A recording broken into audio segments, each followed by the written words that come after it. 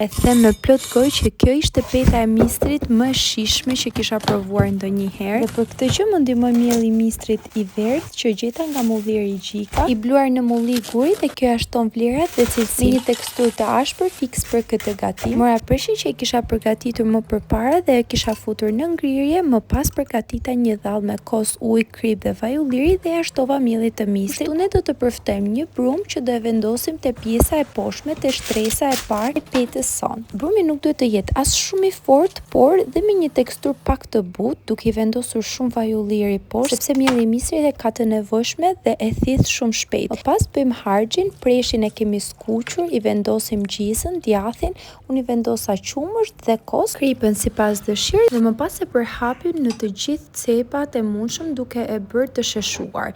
Marrim pak miell mistri dhe e hedhim kështu me duar, duke e bërë një shtresë të hollë derisa të mbulohet preshi, i hedhim dhallën, vajin e ullirit dhe këtë gjalpin e përvet për t'i dhënë më shumë shije. E pjekim në furrë me 180 gradë ose 200 gradë për 45-50 minuta. Dhe ja sa krokante ka dalë, ta hash kështu sa po ka dalë nga furra, të shkrin në gojë, kot nuk them më e mira.